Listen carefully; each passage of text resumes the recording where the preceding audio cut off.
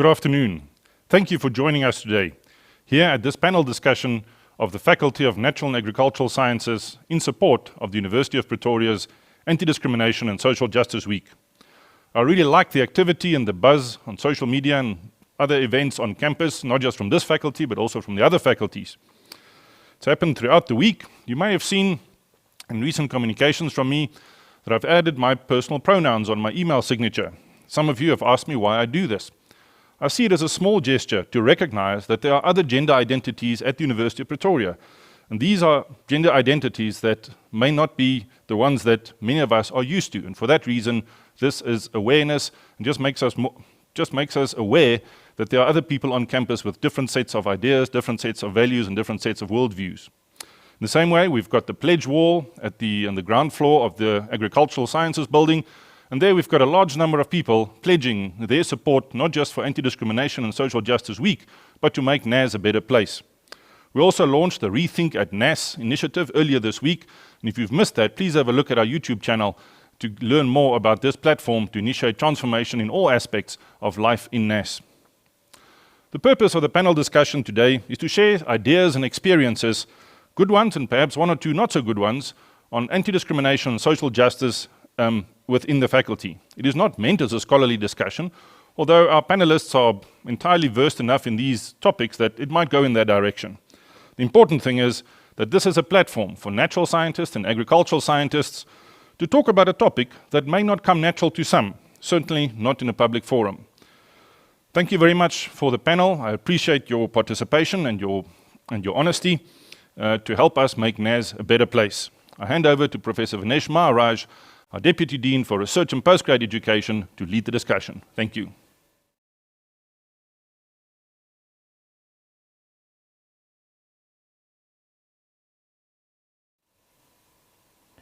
Thank you, Prof. Erasmus, and a warm welcome once again to all our viewers. The NAS faculty acknowledges that discrimination can occur in many forms at different levels of society. As a faculty, we are committed to creating a safe environment for all staff, one in which discrimination and sexual and gender-based harm is not tolerated and dealt with appropriately.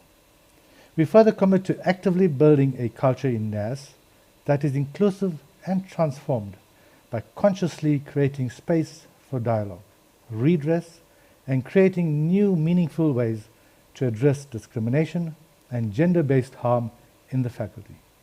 And that is why we are here together today, to start the dialogue, to continue our dialogues, and share experiences that will ultimately bring about meaningful change in the faculty. Today, I'm joined by a panel of four members, staff and students from the faculty. On my right-hand side, I have Professor Mansai Diale, the Professor of Department of Physics, and she's also a Saatchi Chair. We also have Dr. Johan Ferreira, a Senior Lecturer in the Department of Statistics. A student representative, Ms. Sonette Vermaak, a student and treasurer at NatHouse Executive Committee, and she tells me she's also a second-year student in geoinformatics. We also have Mr. Emmanuel Nekozika, a PhD researcher in the Department of Consumer and Food Science. Thank you. So thank you, panel members, for joining us in this important discussion. So I would like to start with a quotation by Nelson Mandela. In the life of any individual, family, community, or society, memory is of fundamental importance. It is the fabric of our identity. And with this in mind, a brief comment. Please, is discrimination based on race and gender still happening in the faculty? Prof. Diale. Good morning, everyone. Good afternoon, everyone. It is a pleasure to be here, to be able to speak about my views, my personal views, and what I have read or experienced about the discrimination that I have seen, not only in the faculty, in the department, and where students and staff are not free to speak. I come from the women in physics. I'm a physicist, so in physics we know very well that we have very few women in physics. That's why the International Union of Pure and Applied Physics in 1999, a male professor who started this movement said that we need to address the shortage of women in physics. So what happened is that we have discovered that women cannot go up in physics because they are being discriminated against because they are women, and they are being marginalized because of issues that are related to the natural work that they are supposed to be doing. So in NAS, our agenda here is to make sure that our outputs are in such a way that we have included all people and make sure that we become the best faculty at the University of Pretoria, producing best students who can go anywhere in the world and work without fear. We are here, therefore, speaking about issues such as gender-based violence, looking at is our faculty safe place for female students to work at any time of the day and night in the laboratories so that they are able to produce the maximum outputs that we desire as the faculty. In addition to that, we don't have only problems of women, but we also have problems of other people like the albinos, and there will be other people who may be discriminated against because they think it is because of the color of their skin, which is still happening a lot, not only because you are a student, but also members of staff generally do experience this discrimination. So we need to be conscious, particularly our male counterparts, all students and staff. Be aware of the way you address women, be aware of the way you talk to women, so that you are not finding yourself discriminating against other people. Psychologically, harassment can include violence, sexual harassment, physical and sexual forced marriages. You just don't know where people come from. Just make sure that the department where you are working at the University of Pretoria in the Faculty of NAS is able to make everybody, wherever they come from, finding solace and comfort in coming to the University of Pretoria and succeeding as individuals. Thank you. Thank you, Prof. Diale. Some wise words from Prof. Diale. Sonette, would you like to give a student's perspective on that? I definitely think that the faculty has adequate representation of genders and racial regarding both of those.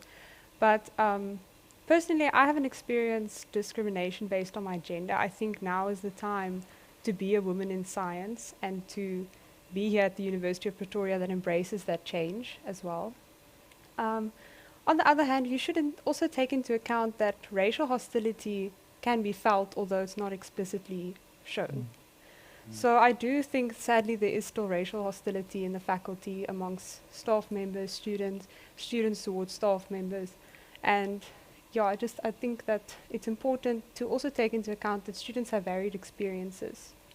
And we should broaden the dialogue to them to know what their experiences are as well. Thank you, Sonette. Yeah, that's interesting from a student's perspective on what still exists out there. Yeah, and just to interject here, I just wanted to find out from Professor Diale. I think the last update on the discrimination policy was 2019. Do you think that the faculty has done a lot to try and educate the student as well as the staff to try and get rid of this discrimination or address it to a point where everyone will feel included in the process? It is quite very difficult to get rid of the problem overnight. We do have the policy, but it is still continuing because of many women in particular, people who have got different gender identity, are scared to come out in public and be known that this is happening. In particular, let me give you an example of conferences are also places where you find that because there is no clear policy of where is this student coming from or where this faculty coming from and where they're going to report. One of the most serious issues is that students are very scared to report to anybody about any experience that they come across. And even if they trust you and come to you and report, they say to you, don't tell others. They want it to be very private. So these issues are still continuing. Particularly, I would like to speak to people, the white people, to be conscious of the racial discrimination. So if you look at the woman, you are a black woman, so you experience the differences between you and a black man, and you experience this between you and a black and a white male, and then you experience it also between you and another white woman. So just be conscious of what you say to a person of a different sexual identity as compared to yours. Thank you. Thank you. So maybe on the same topic, are cultural and societal beliefs still impacting the way we interact with each other, be it relating to gender or ethnicity? Dr. Ferreira. I do think it is impacting us to a very large degree still. I think a major challenge remains in the fact that many of us, myself included, my colleagues included, think that individually we are not to blame. We convince ourselves that we are not the cause of a sustained and continued challenge, a sustained and continued problem. And this reminds me of a saying that said, no drop in the ocean believes that it is responsible for the tsunami.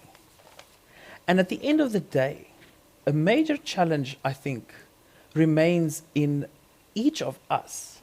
And when I say us, I mean each of us on this panel, each of us in the faculty, but more so, each of us, for example, white males such as myself, individuals who are historically in more advantaged positions, should acknowledge the fact that we all contribute to the sustained problem still. It is not something that is a light switch. It does not happen that I believe that I am an ally. I believe that I have addressed concerns, and therefore the problem is not mine anymore. So the cultural and societal aspects come from different origins, I think. And in a professional environment, a science environment, I think many of that manifests sometimes in a very negative way. The acknowledgement that we are guilty, the acknowledgement that we are honed from different pieces of wood and contribute to this flowering tree as a collective in us needs to be embraced. And through that route, we can understand that the discrimination, the unfair treatment, the disadvantages faced by so many of our colleagues, of our students, need to be addressed further.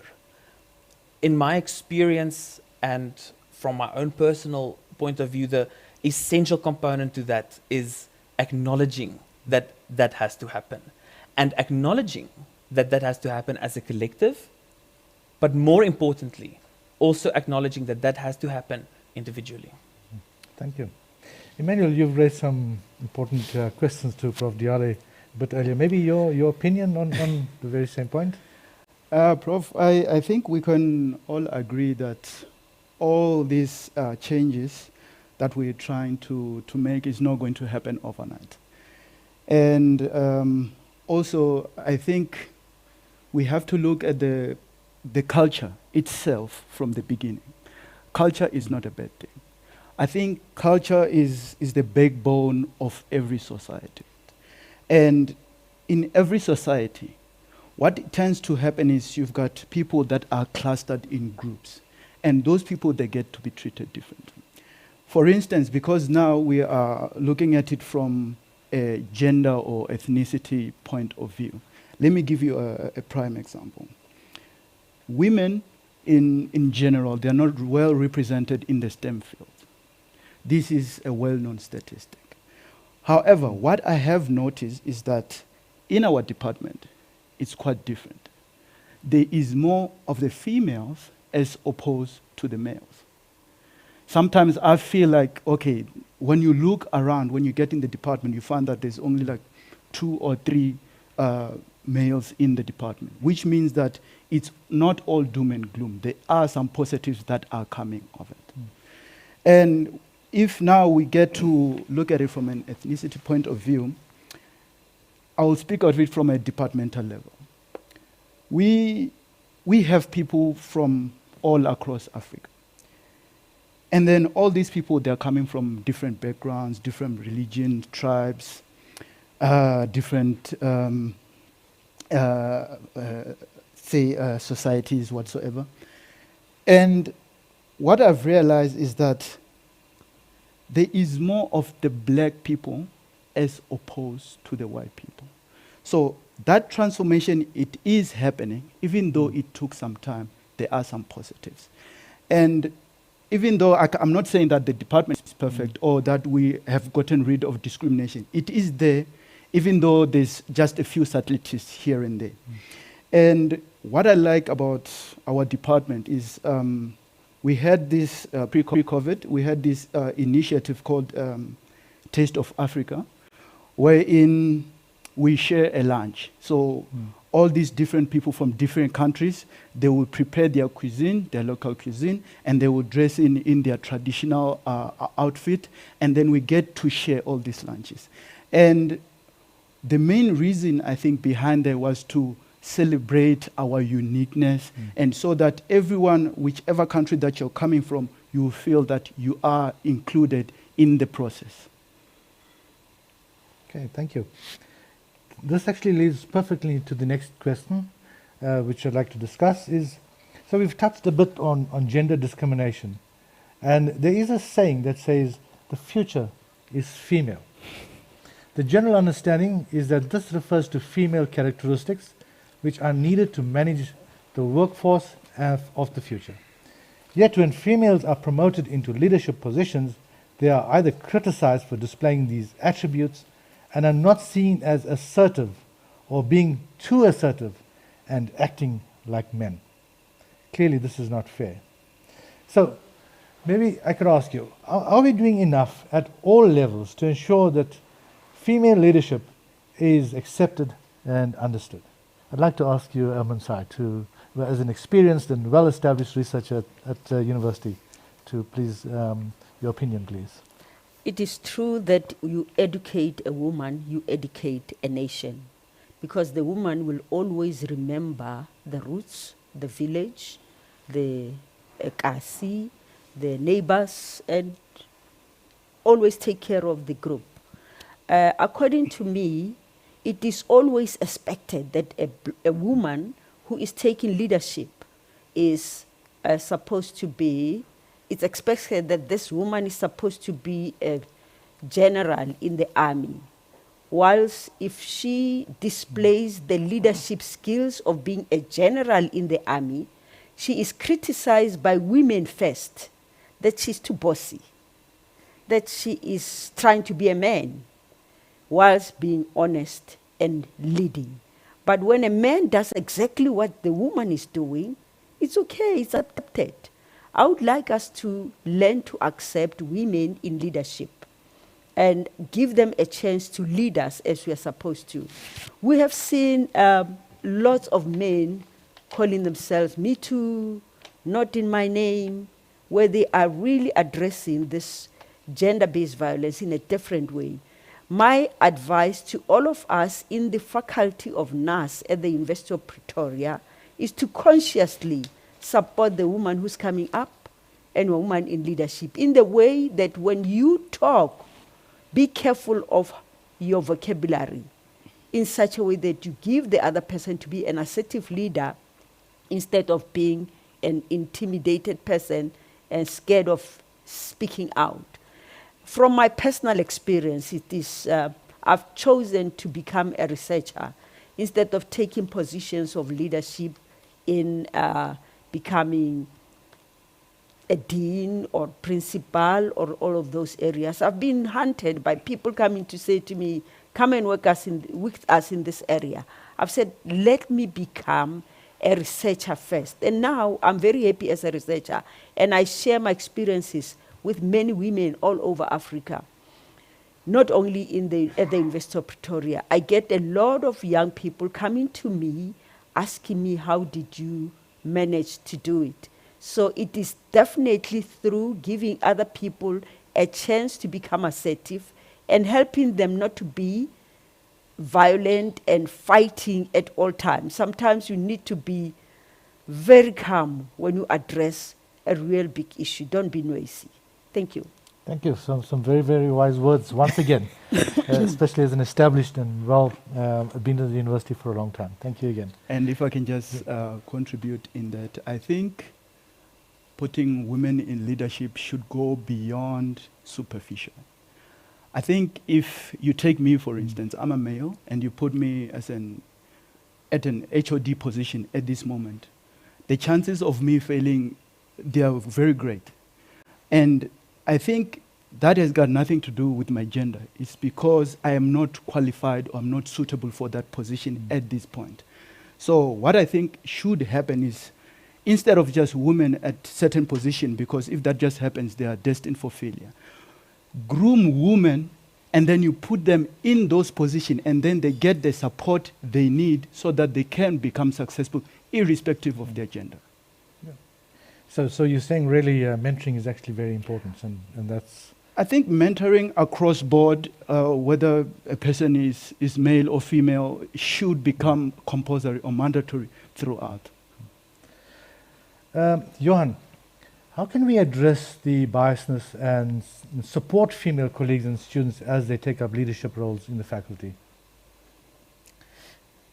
I think what Emmanuel just mentioned regarding mentoring specifically, which adds to Prof. Diale's argument as well, is mentoring remains an absolute essential component, at least in our academic setting, in how we groom the younger next generation, the younger colleagues, students, to sustain our core mode of business, which is teaching excellence and research excellence. And for that to remain excellent, we need to have a pipeline of valuable and strong individuals who will be able to take up that reign.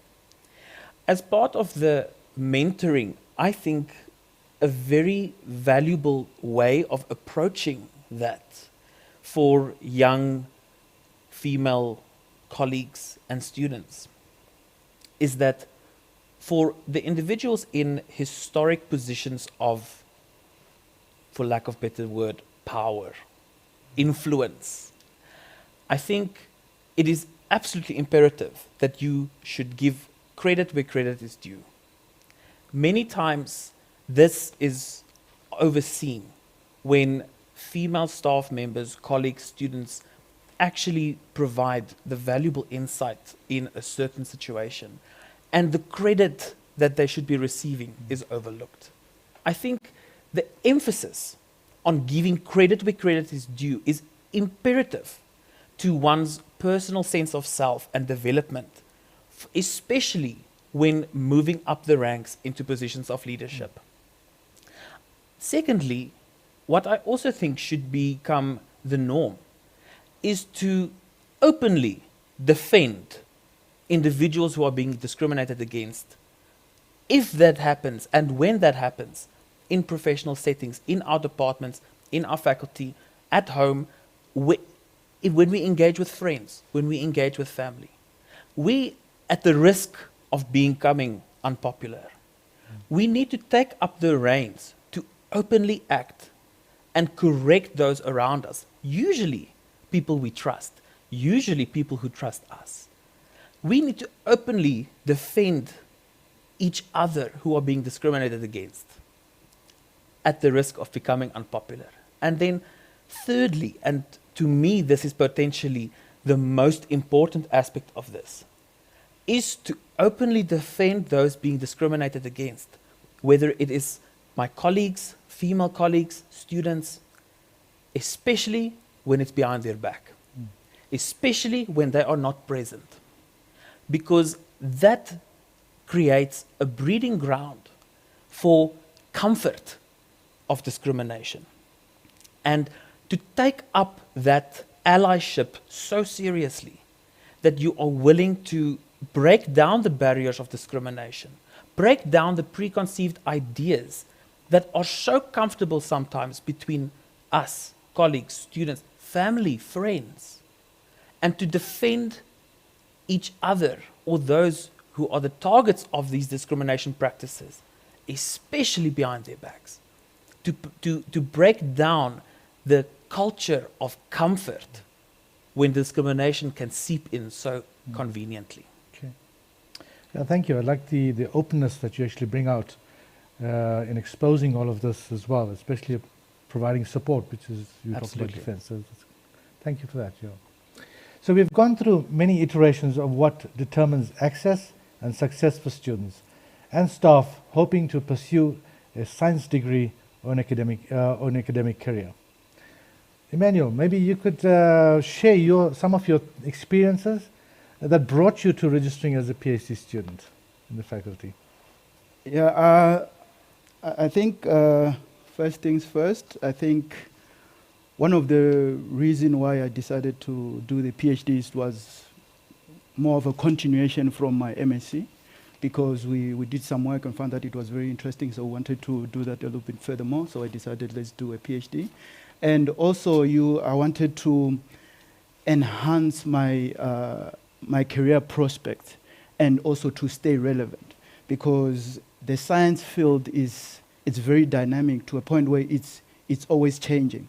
And just to quote, I was having a discussion now with Professor Diale before the start, and then she mentioned something because I told her that I was also employed by the university full-time or permanently, and then she said there was nothing called permanent. As long as you stay relevant, then you'll be applicable for that position. And that's why I decided, okay, this is what I'm going to do. I'm going to strive such that I'm a dynamic person to continue to improve and trying to get the best out of me and help the people that I'm assisting now as a researcher, because I'm helping a lot of master students, PhD students. So for me to be able to vibrate at the same frequency as them, I have to stay mentally sharp, and that is through a PhD. So I see the mentoring is already happening from yourself already. That's great. Yeah, I think I can't really take all the credits. I think it goes to my supervisor. I think they're doing a good job there. Prof. Diale, how should we consciously be recruiting and assisting students and young staff and staff members to reach their full potential? Very powerful question. I would like to see the University of Pretoria looking at the people who come through the doors of the university. Anyone who put their feet here at the University of Pretoria, I would like to see the University of Pretoria seeing a potential future member of staff, a potential future PhD student, a potential future research colleague. We lose good quality students. We lose good quality staff members because of lack of guidance and lack of communication.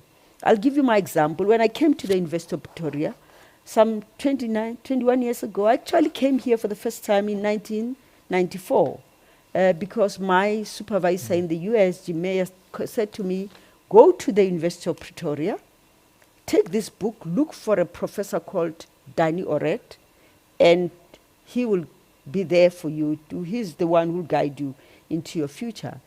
But because people in physics in general are quieter people, they are good at focusing on their own things. Not only physics, many scientists are not really good at talking to other people. So we lose very good quality because of that. I chose to stay here because one day my head of department, Professor Malerbe, came to me and said, you are really going to help us to teach first-year students. And I said, why first year? He said, because you are very good at teaching first-year students.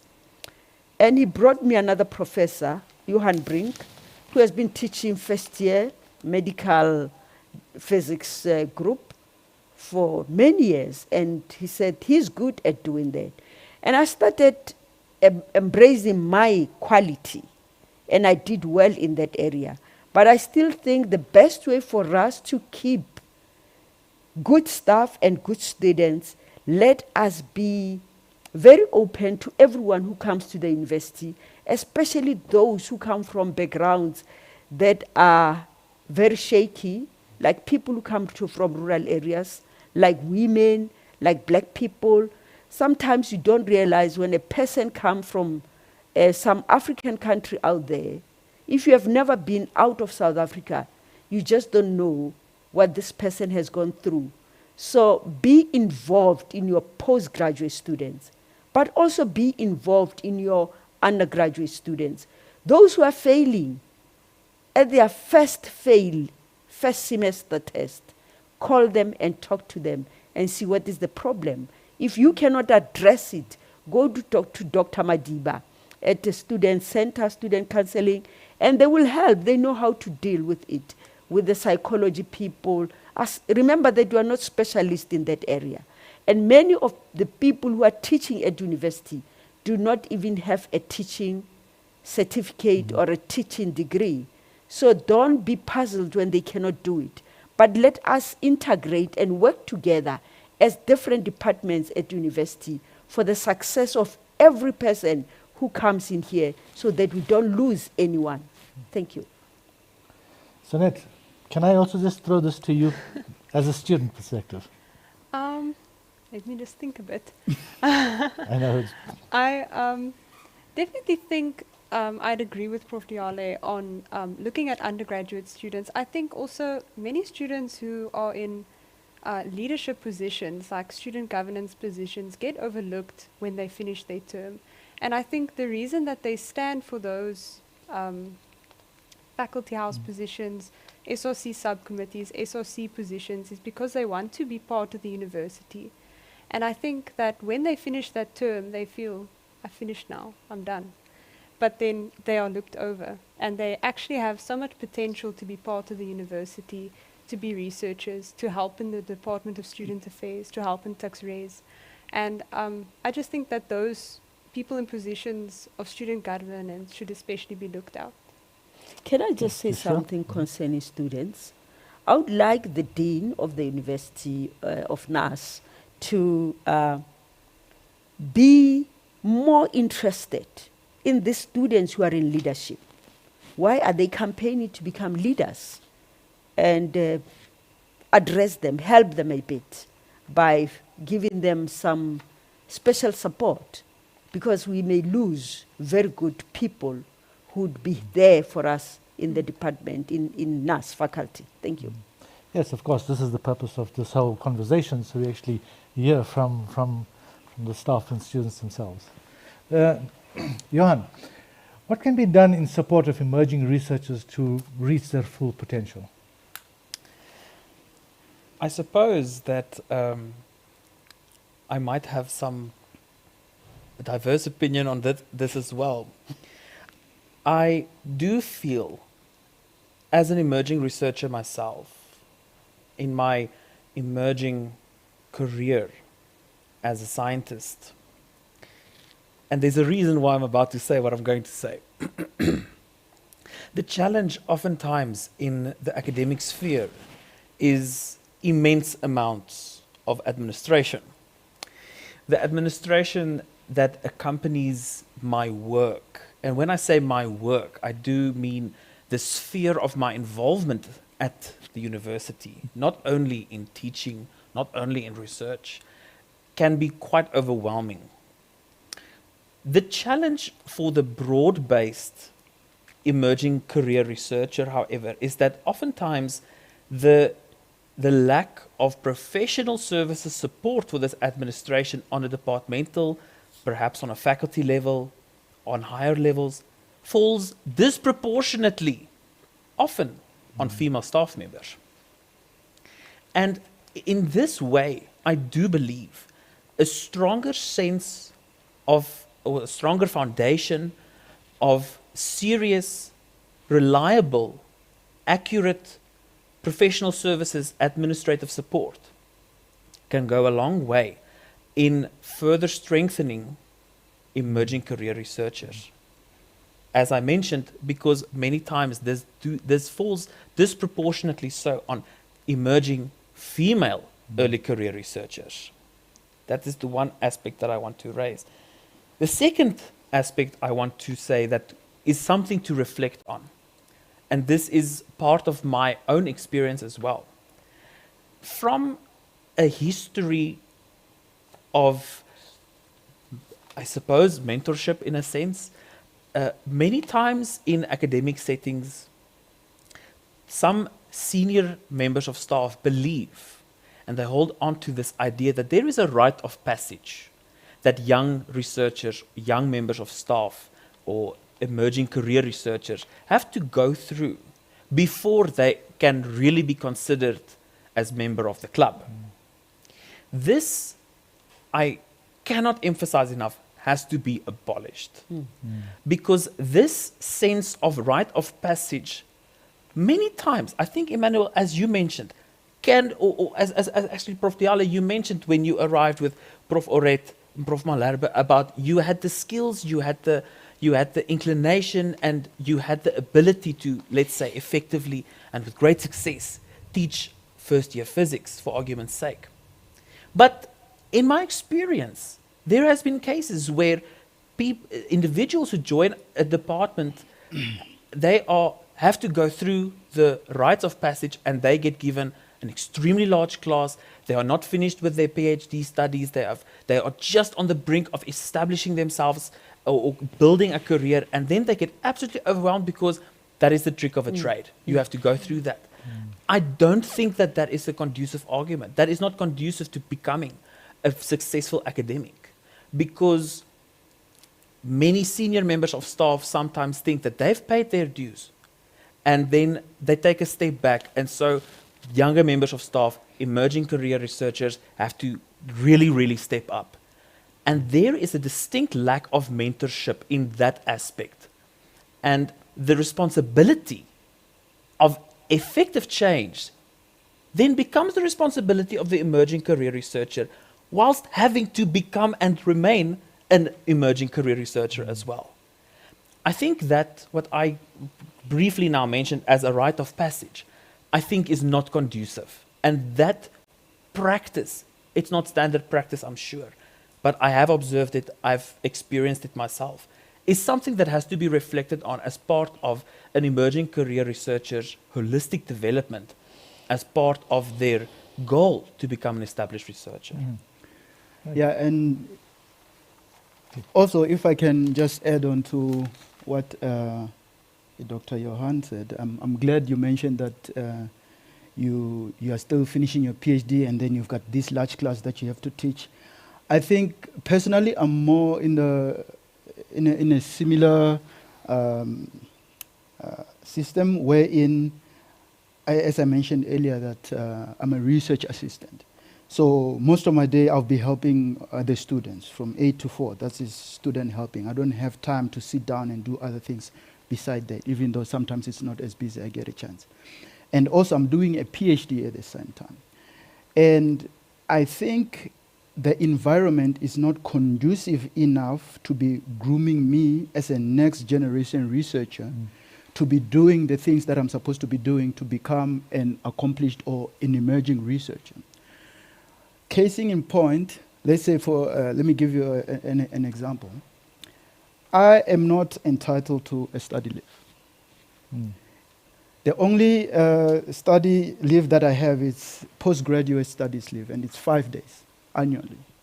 I think I cannot write a thesis or a dissertation in 5 days. So I think this should be addressed to a point where instead of just looking at the academic personnel, you scale down, we look at the support staff or the professional staff to see what are they busy with in their career. Are they doing their PhD? Are they doing their master's? What can we do to make them accomplished researchers in the future? Excellent. So I think that's an important point about all these hidden sort of policies that we don't realize that actually affect Yes. or have an indirect effect on anti-discrimination. Yeah, I think it's a good platform that we have to mention all these things. we're reaching the close. Maybe just one final question towards Sonette. The university is a progressive space. We have good policies and support systems. However, is this the same in the everyday outside life of the university? Sonette, your perspective as a student. I would definitely like to start with every student comes from a home. So when you go home, you were either, well, when you were brought up, you were taught certain values and you were taught certain ideals that you follow. And when you come to university, you enter this progressive space where change is really embraced. And then some of these students accept this change. And you feel the university supports you, your home supports you, and you're in an overall supportive space. But then other times, students are brought up in a home that are not favorable to change and that are not favorable to progress in our country. And then they come to university, and these students either start feeling, well, their homes don't support their new views, or their university don't support their new views and have policies the way they would like them to. Also, another thing to take into account is that a resident student is permanently in a progressive space, but when they go out to party on a Friday night, is there a racial divide in the places that we go to party? Are there racial divides at festivals? And then I think many students are under the impression that minority groups segregate themselves, which is not the case. This is something that happens because of discrimination. It's not someone doing it to themselves. I think students are not, the university is progressive and some people's homes are progressive and residences are progressive. But when you go to a residence social, is there a racial divide? Is there a gender divide? I definitely think that just every student has a different perspective on this. Living in residence myself, I feel I'm constantly in a progressive space. My family embraces change as well. I was brought up that way. So I feel very accepted at the university. I feel very comfortable at the university because I was brought up that way. I feel that way with the place that I stay. But some students come to university, they go home and they're like, it's not for me. So that's all that I'd like to add. Okay, all right, thank you. The last part is really just to understand a bit more about Rethink at NAS. So the faculty is revamping its efforts through Rethink at NAS initiative, as the Dean has highlighted this a bit earlier. And this was actually launched on Tuesday this past week. The NAS student houses also have numerous initiatives. So just briefly, as staff and students, do you feel that you know enough about the activities in the faculty that NAS Rethink is undertaking? Maybe a brief statement starting with you, Johan. Yes, I think staff are well informed. I think, I of course cannot speak for other faculties, but I do feel communication on the staff level is well executed and we are well informed. Something that can potentially add further value is also communicating to staff the student initiatives from a NAT House perspective, because I interact with my students. For example, a large class that I might be taking, it will be very valuable for me to know what initiatives, what information is also reaching the students, or at least a direction of where I would be able to procure that information. And to amalgamate these initiatives for myself, to know what experiences can I expect students to have had, what access to, what opportunities they would have had in the way that I have at the staff level. So I do feel there's good communication. I do feel it can be further benefited by being in the loop, if I can mention it like that, with regards to the student activities as well. Thanks.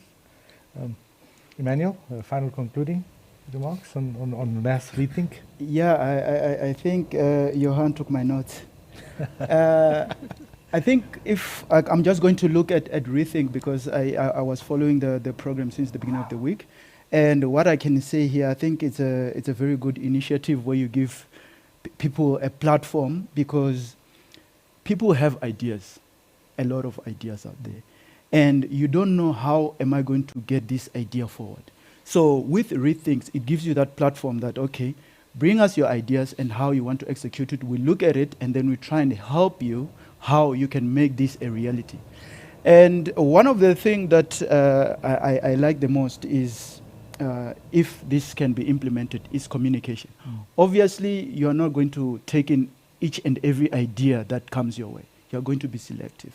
So when you select, I think it is a good strategy to always give feedback to the people that send in the ideas or the solution or the communication in the first place, so that in future they can also have this outlook about solution and how to move it forward.